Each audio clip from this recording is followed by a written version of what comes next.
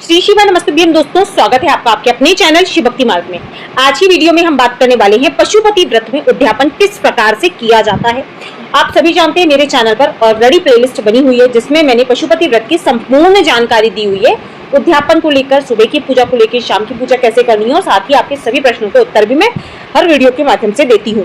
परंतु अभी भी आपके कुछ डाउट्स थे जिनके उत्तर आपको शायद नहीं मिल पा रहे थे वीडियो देखने के बाद भी, तो मैंने सोचा क्यों ना आपके इन सब डाउट्स को दूर कर दिया जाए।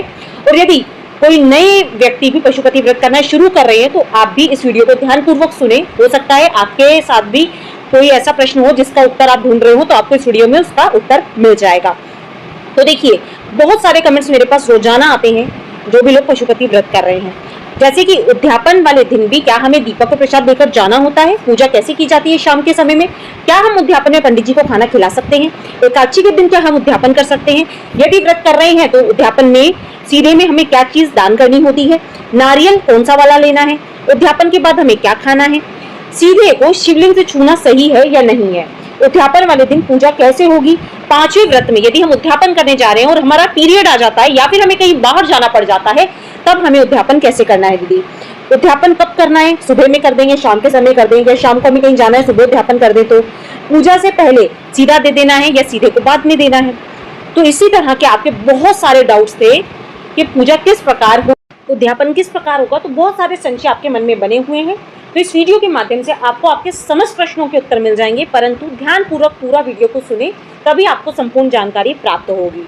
तो आशा करती हूँ वीडियो आपके लिए लाभप्रद रहेगी। और यदि चैनल पर पहली बार आ रहे हैं, मेरी आवाज़ पहली बार सुन रहे हैं और महादेव के सच्चे भक्त हैं, तो चैनल को सब्सक्राइब जरूर कर लीजिएगा।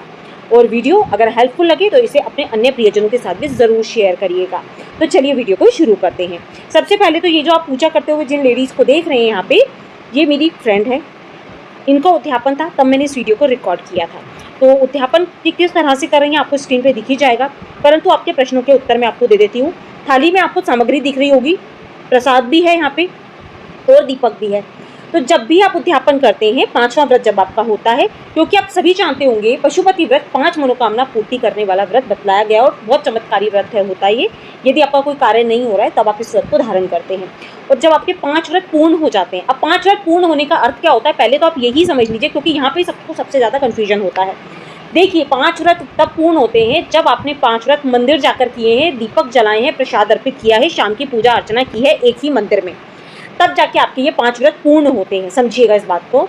और यदि 5 व्रत के दौरान आपका पीरियड आ जाता है या आपको कहीं बाहर जाना पड़ जाता है, क्योंकि जब हम बाहर जाते हैं या हमारा पीरियड आ जाता है तब हम शाम के समय में पूजा अर्चना नहीं कर पाते, क्योंकि इस व्रत में सुबह और शाम दोनों समय आपको पूजा अर्चना करनी होती है। शाम को प्रसाद और दीपक लेकर मंदिर जाना होता है। तो यदि पीरियड आ जाता है तब भी हम देखिए पूजा नहीं कर पाते हैं कई बार, क्योंकि पीरियड्स के दौरान तो मंदिर जाना वर्जित होता है। और यदि हम कहीं बाहर चले गए, शादी में चले गए, तब भी हम व्रत धारण तो हमने किया होता है परंतु हम पूजा पाठ नहीं कर पाते हैं। तो इस कंडीशन में क्या होता है, जब आपके पीरियड्स आ जाए, जब आपको कहीं बाहर जाना हो, व्रत को छोड़ा नहीं जाता। व्रत जिस तरह से आप करते आ रहे हो, व्रत के नियम वही रहते हैं। पूजा आप नहीं कर पा रहे, ठीक है, कोई बात नहीं, परंतु व्रत को छोड़ा नहीं जाता, व्रत खंडित माना जाता है यदि व्रत को बीच में छोड़ दिया जाए। क्योंकि कई कमेंट्स यही थे, दीदी पीरियड में पूजा तो हमें करनी ही नहीं है, मंदिर तो हमें जाना नहीं है, तो फिर व्रत रखने से मतलब क्या है। अगर व्रत बीच में आप रखते हैं, उसे कंटिन्यू करते हैं, तभी वह व्रत आपके पूर्ण माने जाते हैं। व्रत को बीच में छोड़ देना व्रत का खंडन होता है। ध्यान से समझ रहे होंगे आप मेरी बात को। तो व्रत आपको रखना है, पूजा आपको भले ही नहीं कर पा रहे, बाहर जाना है, पीरियड में आपको वैसे भी पूजा नहीं करनी है, तो क्लियर हो गया होगा आपको। अब पीरियड वाला व्रत तो आपका छूट गया, समझिएगा। अब व्रत कौन सा गिना जाएगा, जब आपके 5 व्रत पूर्ण होंगे, जिस व्रत में आप मंदिर गए हो, आपने दीपक लगाए हैं। समझ में आया, व्रत कौन से गिने जाएंगे। अब प्रश्न सबसे ज़्यादा यही आ रहे थे मेरे पास कि दीदी अगर 5वें व्रत के दिन हम उद्यापन करने जा रहे हैं और उस दिन हमारा पीरियड आ जाए तब हमें क्या करना है। उस दिन यदि आपका पीरियड आ जाता है तो व्रत रखना है आपको, व्रत के सारे नियमों का पालन करना है, पूजा आपको नहीं करना है, मानसिक पूजन अर्चन करना है भगवान का। जब अगला वाला सोमवार आएगा, यानी कि जो नेक्स्ट सोमवार आएगा, तब आप व्रत करेंगे, सिर वगैरह धो के भगवान का पूजन अर्चन करके उद्यापन करेंगे। ठीक है, मतलब 5 व्रत कौन से गिने जाएंगे, जब आप मंदिर गए, आपने पूजा करी, आपने दीपक लगाए, ठीक है, वो ही 5 व्रत होते हैं जो गिने जाते हैं। अब बारी आती है उद्यापन हमें कब करना है। उद्यापन देखिए 5वें व्रत की शाम के समय पर, जब आप अपनी थाली लगाते हैं, उसमें दीपक प्रसाद वगैरह सब कुछ रखते हैं, तभी आपको उद्यापन करना होता है। और उद्यापन में क्योंकि कई कमेंट्स ये आ रहे थे आपके एकादशी के दिन उद्यापन पड़ जाए तब हमें क्या करना है। तो देखिए, यदि आप एकादशी का व्रत करते हैं तो एकादशी का व्रत करेंगे, उद्यापन अगले सोमवार पे करेंगे। यदि आपके घर में एकादशी वगैरह नहीं की जाती, कुछ लोग प्रदोष करते हैं, प्रदोष के व्रत करते हैं, तो यदि प्रदोष भी पड़ जाता है तब भी पशुपति व्रत को नहीं किया जाता, क्योंकि पशुपति व्रत के नाम से ही 5 व्रत होते हैं, उसे किसी अन्य व्रतों के साथ में मिक्स आप नहीं कर सकते। जैसे चौथ का व्रत पड़ गया, या आप कोई प्रदोष व्रत कर रहे हैं, शिवरात्रि कर रहे हैं, या आप एकादशी कर रहे हैं, तो इन व्रतों के साथ में पशुपति व्रत को नहीं किया जाता है। मतलब अगर साथ में संयोग पड़ जाए किसी व्रत के साथ में, तो आप जो व्रत करते आ रहे हैं उसको करिए, पशुपति व्रत को अगले सोमवार पर कर लीजिए, क्योंकि हर व्रतों में नियम होते हैं। ठीक है, तो जब आपका उद्यापन होगा, मैंने बताया आपको थाली प्रसाद वगैरह आपको सब कुछ लेकर जाना है। नारियल पानी वाला, जो जटा वाला नारियल होता है, जो हम कलश स्थापना में रखते हैं, वो वाला नारियल ले लेना है। उसके ऊपर आपको 5 या 7 बार कलावा लपेट लेना है। कलावा लपेटने के बाद उसके ऊपर दक्षिणा रख देनी है। आपका समर्थ हो तो 100 रुपये रखें, आपका समर्थ हो 500 रुपये रखें, आपका समर्थ हो 11 रुपये रखें, जैसा आपका समर्थ हो उस अनुसार आपको नारियल अपने सीधे में रखना चाहिए या उद्यापन में रखना चाहिए। और जब आप नारियल भगवान को अर्पित करते हैं, उसके ऊपर थोड़ा सा चंदन अक्षत लगा के ही आपको भगवान के सामने रखना चाहिए। खाली नारियल को नहीं रखा जाता, तो आप अक्षत चंदन लगाने के बाद रखें। ठीक है, अब बारी आती है क्या सीधा जरूरी होता है देना। तो देखिए, ये आपका सामर्थ्य है, क्योंकि पंडित जी ने अपने पिछले जो उनके बहुत पुरानी वीडियोज़ यदि आप देखते सुनते होंगे, उसमें उन्होंने बताया सीधे का आपको पंडित जी को देना होता है। परंतु अब जो उनके नए वीडियोज़ आ रहे हैं उसमें उन्होंने सीधे की कोई बात ही नहीं करी है। परंतु यदि अगर आपने इतने बड़े व्रत को इतनी मनोकामना पूर्ति के लिए रखा है, तो यदि आप एक वक्त का सीधा किसी पंडित को दे देते हैं तो आपके लिए बहुत ही अच्छी बात है कि हमारे घर से एक छोटा सा दान हम पंडित जी को कर रहे हैं हमारे व्रत की पूर्ति के लिए। तो अगर आपका सामर्थ्य है तो सीधा पंडित जी को आप दे सकते हैं, सामर्थ्य नहीं है तो केवल नारियल के ऊपर दक्षिणा रख के भगवान को आप अर्पित कर सकते हो, कोई दिक्कत वाली बात नहीं है। अब सीधे में क्या क्या रखा जाता है वो भी समझ लीजिएगा। सीधे में जैसे कि एक समय का किसी का भोजन बन जाए, जैसे कि घी हो गया, घी का सामर्थ्य नहीं है तो आप तेल रख सकते हैं खाने का, आटा, शक्कर, दाल, चावल, नमक हो गया, कोई दाल आप रख सकते हैं, सब्जी रख सकते हैं। ठीक है, इस तरह से सीधा तैयार कर लेना होता है, यानी कि जो हम एक वक्त का भोजन अपने घर में बनाते हैं उसी तरह पंडित जी के यहाँ एक वक्त का भोजन बन जाए। हल्दी, नमक वगैरह आपको जो चीज़ें रखती हैं सारी चीज़ों का आप पैकेट तैयार करके पन्नी में रखकर आप पंडित जी को दान कर सकते हैं। इसके बाद में अब कुछ प्रश्न ये आ रहे थे कि सीधे को भी शिवलिंग से टच कराना होता है। तो देखिए, जो पूजा का क्रम होता है, देखिए पूजा का जो क्रम होता है उद्यापन वाले दिन, जब आप मंदिर गए, भगवान को आपने स्नान वगैरह करा दिया, जल का छींटा देते हैं तो वो कर दिया, पूजन सामग्री भगवान को आपने सारी अर्पित कर दी।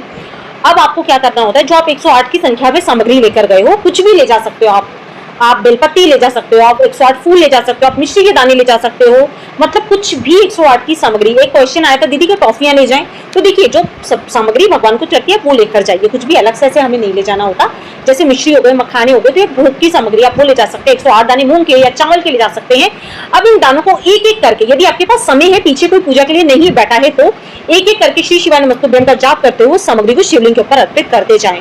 यदि पूजन सामग्री या हरे मूंग चावल है तो शिवलिंग पर अर्पित करें, और यदि कोई खाने की सामग्री जैसे 108 मखाने हैं तो एक कटोरी या दोना आप लेकर जाएं, मिश्री का दाना जैसे आपने शिवलिंग के ऊपर चढ़ाया है श्री शिवाय नमस्तुभ्यं का, उस दाने को उठा के आप वापस से दोने में रखते जाएं।